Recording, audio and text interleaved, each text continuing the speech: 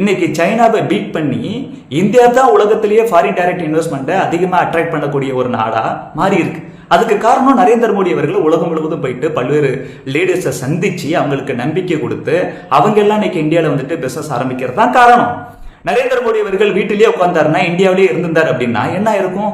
மறுபடியும் திமுகவும் காங்கிரஸும் 10 ஆண்டுகள் ஆட்சி புரியும் போது 2004 14 வரைக்கும் எப்படி இந்தியாவுக்கு ஒரு மோசமான இமேஜ் இருந்துச்சோ வேர்ல்டு முழுவதும் அதே இமேஜ் இருந்திருக்கும். அதை மாற்றினதால தான் இன்னைக்கு ஃபாரின் டைரக்ட் இன்வெஸ்ட்மெண்ட் இந்தியாவில் அதிகமாக வருது. அதனால கோடிக்கணக்கான நம்ம இளைஞர்களுக்கு வேலை வாய்ப்பு கிடைக்குது, நாட்டோட பொருளாதாரம் அதிகமாகுது, நாட்டோட வசதி வாய்ப்புகள் மக்களோட வசதி வாய்ப்புகள் பெருகுது. அதுக்காக தான் நரேந்திர மோடி போனார். நரேந்திர மோடி என்னைக்காச்சும் ஒரு நாட்டுக்கு போயிட்டு அந்த நாட்டில் இருக்கக்கூடிய டூரிசம் ஸ்பாட்டை சுற்றி பார்த்துருக்கிறாரா? அங்கே போயிட்டு எங்கேயாச்சும் சும்மா அப்படியே என்ஜாய்மெண்ட்டுக்கு என்டர்டைன்மெண்ட்டுக்கு வச்சு செய்கிறாரா? ஒருபோதும் செய்ய மாட்டார். ஒரே நல்ல பல மீட்டிங் நடந்தாலும் எல்லாமே நாட்டுக்காகவும் நாட்டு மக்களுக்காகவும் தான் அவர் பல்வேறு மீட்டிங்கில் கலந்துப்பார், பல்வேறு ஒப்பந்தத்தில் கையெழுத்து போடுவார். அப்படி நாட்டுக்காகவும் நாட்டு மக்களுக்காகவும் வெளிநாட்டுக்கு போய் அங்கே உள்ள லீடர்ஸை சந்திச்சு நிறைய ஒப்பந்தம் போட்டு வந்த நம்ம பிரதமர் நரேந்திர மோடி அவர்களை வெளிநாடு வாழ் பிரதமர் சொல்லி மு.க. ஸ்டாலினும் உதயநிதி ஸ்டாலினும் விமர்சனம் பண்ணாங்க. திமுக இருக்கக்கூடிய கிட்டத்தட்ட எல்லாருமே விமர்சனம் பண்ணாங்க.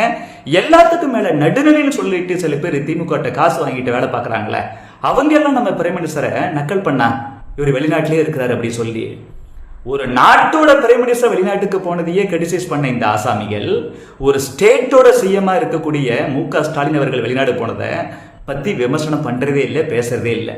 பிரைம் மினிஸ்டர் நரேந்திர மோடி அவர்கள் இன்ப சுற்றுலா போகல, நாட்டுக்காகவும் நாட்டு மக்களுக்காகவும் அபிஷியல் விசிட் மேற்கொண்டார். ஆனா முதலமைச்சர் மு.க. ஸ்டாலின் அவர்கள் தமிழக மக்களுக்காக தமிழ்நாட்டுக்காக போறேன்னு சொல்லிவிட்டு தனது புள்ள பொண்டாட்டி மருமகன் எல்லாத்தையும் கூப்பிட்டுட்டு வெளிநாடு போனார். ஒரு இன்வெஸ்ட்மெண்ட் கூட அங்கிருந்து ஈர்த்து கொண்டு வரல. அங்க போயிட்டு அமெரிக்கா போயிட்டு சைக்கிள் ஓட்டினாரு, துபாய் போட்டு ஒரு டூரிசம் ஸ்பாட்ல போயிட்டு அங்க வீடியோ போடுறாரு, அங்க ஒரு மியூசிக் டைரக்டர் இருக்காருன்னு சொல்லி அவர் ஆபீஸ்ல போயிட்டு விசிட் பண்றது. இப்படி சுற்றுலா போனா டூர் போனா எப்படி என்ஜாய் பண்ணாங்களோ அப்படியே என்ஜாய் பண்ணிட்டு இருந்தார். அதுவும் 3 நாள் 4 நாள் 5 நாள் விசிட் போறாரு, 8 நாள் 12 நாள் 15 நாள் இப்படி பல நாள் ஃபாரின் டூர் போனாரு முதலமைச்சர் மு.க. ஸ்டாலின் அவர்கள்.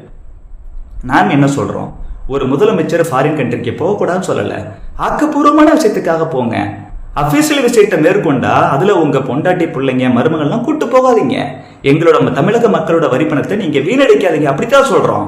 நீங்க அங்கிருந்து முதலீட்டை இருப்பதற்காகத்தான் நான் போனேன்னு சொன்னீங்களே, அங்க போயிட்டு வந்துட்டு என்ன கொண்டு வந்தீங்கன்னு தமிழக மக்களுக்கு சொல்லுங்க, இளைஞர்களுக்கு சொல்லுங்க. இல்லைன்னா எதுக்கு இத்தனை பேர் நீங்க போனீங்க?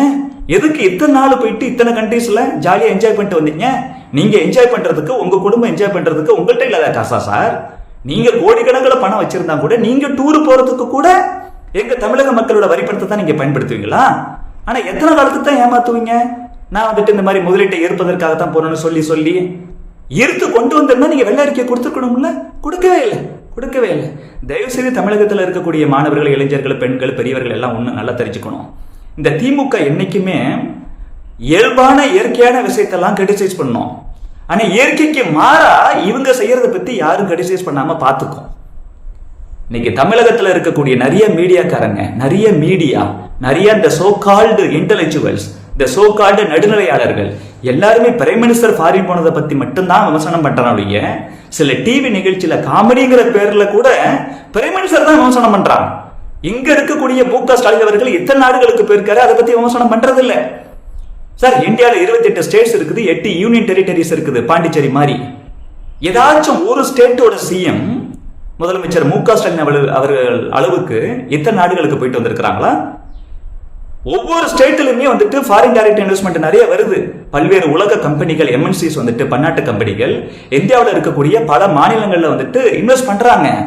அந்த ஸ்டேட்டோட சிஎம்லாம் வெளிநாடு போயிட்டு அங்க பேசி அவங்க அப்படிதான் கொண்டு வராங்களா? பொதுவா நாட்டோட பிஎம் தான் சார் போவாரு.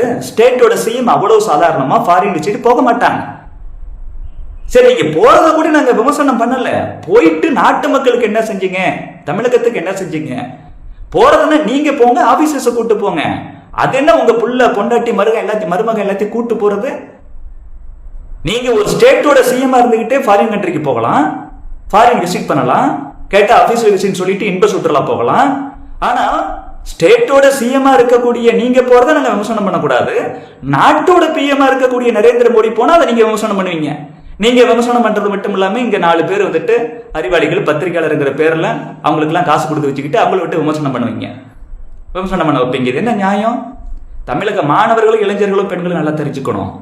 இங்க நடுநிலையை சொல்லக்கூடிய பல பேர் திமுக காசு வாங்கிட்டு வேலை பார்க்கறாங்க. கொஞ்சம் கூட நீதி நேர்மை இதெல்லாம் அவங்கள்ட்ட கொஞ்சம் கூட கிடையாது. இருந்துட்டா ரெண்டுலயும் விமர்சனம் பண்ணிக்கணும். அப்படி ஃபாரின் போறது தப்பு அப்படி சொல்லியிருந்தா, ஏப்பா இந்திய திருநாட்டோட பிஎம் போனதே நாங்க விமர்சனம் பண்ணோம். ஒரு நாட்டோட பிஎம் போனதே தப்புன்னு சொன்ன நாங்க ஒரு ஸ்டேட்டோட சிஎம் போனது எப்படி விமர்சனம் பண்ணாம இருப்போம்? அப்படின்னு விமர்சனம் பண்ணிருக்கணும். விமர்சனம் பண்ணல. தேர்தல் நேரத்தில் இதெல்லாம் நம்ம ஏன் சொல்ல வேண்டியது இருக்கு அப்படின்னா, இந்த திமுக குறிப்பா அந்த கருணாநிதி அவர்களுடைய குடும்பம், ஸ்டாலின் குடும்பம், அவங்க என்ஜாய் பண்றதுக்கு என்னனாலும் பண்ணுவாங்க, யாரும் கேள்வி கேட்க கூடாது. அவங்க அதை விட்டு அவங்களுக்கு ஆதரவா 4 பேரை விட்டு பேச வச்சிருவாங்க. ஆனா உண்மையாவே ஒரு நாட்டோட தலைவர் பல்வேறு நாடுகளுக்கு போகணும், அதை கூட இவங்க கிரிட்டிசைஸ் பண்ணுவாங்க. இது மிகப்பெரிய அநாகரிகம். இப்படித்தான் ஒவ்வொரு விஷயத்திலையும் மு.க. ஸ்டாலின் குடும்பம் இப்படி பண்ணிட்டு இருக்கு. இந்த தேர்தல் நேரத்தில் நல்ல நம்ம முடிவெடுத்து, ஆக நீங்க தப்பு பண்றது மட்டும் இல்லாம தப்பை மறைக்கிறதுக்கு, மூடி மறைக்கிறதுக்கு எங்களை தவறா வழி நடத்துறீங்களா? நீங்க சொன்னதை நம்பி வெளிநாடு வாழ் பிரைம் மினிஸ்டர் நாங்களும் கொஞ்சம் பேர் வந்துட்டு நக்கல் பண்ணிட்டேன் மேடம். எந்த நாட்டோட பிஎம் வந்துட்டு வெளிநாடு போகாம இருக்கிறாரு? ஒவ்வொரு நாட்டோட சீஃபும் கண்டிப்பா மற்ற நாடுகளுக்கு போயிட்டு பல்வேறு ஒப்பந்தங்களை கூட சைன் பண்ணித்தானே ஆகணும். அப்படிப்பட்ட பிஎம் போறதையே நீங்க தப்பா விமர்சனம் பண்ணீங்க, குறை சொன்னீங்க. ஆனா இந்தியாவில 28 ஸ்டேட்ஸ் இருக்குது, 8 யூனியன் டெரிட்டரிஸ் இருக்குது. எந்த சிஎம்மும் உங்களவுக்கு வந்துட்டு ஃபாரின் வச்சுட்டு போகல. ஆனா அவங்க ஸ்டேட்ல எல்லாம் நிறைய முதலீடு வந்துட்டு தான் இருக்குது. நீங்க முதலீடு இருப்பதற்காக ஃபாரின் போறேன்னு சொல்லிவிட்டு முதலீடும் இருக்கல, ஆனா பல நாடுகளுக்கு போயிட்டு வந்துருக்கீங்க. ஒவ்வொரு பயணமும் 8 நாள், 12 நாள், 15 நாள் சொல்லி பல நாள் குடும்பத்தோட என்ஜாய் பண்ணிருக்கீங்க. தமிழக மக்களோட வரி பணத்துல உங்க புள்ள பொண்டாட்டி மர்மம் புள்ள எல்லாத்தையும் கூட்டு போயிட்டு வந்திருக்கீங்க.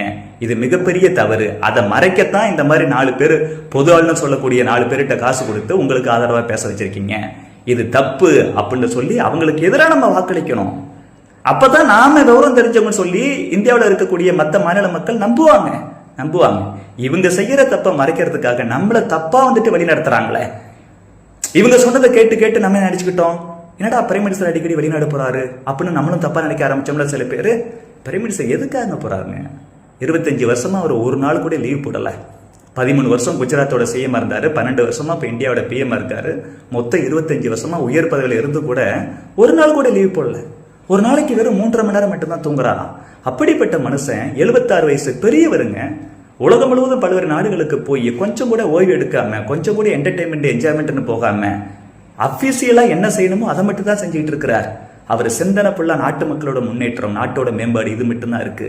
அப்படிப்பட்ட ஒரு மகத்தான தலைவரை விமர்சனம் பண்ணக்கூடிய இந்த கோபாலபுர குடும்பம், ஸ்டாலின் குடும்பம், கருணாநிதி குடும்பம், இவங்க ஜாலியா என்ஜாய் பண்றாங்க. மக்கள் வரி பணத்தில் அத்தனையும் என்ஜாய் பண்றாங்க.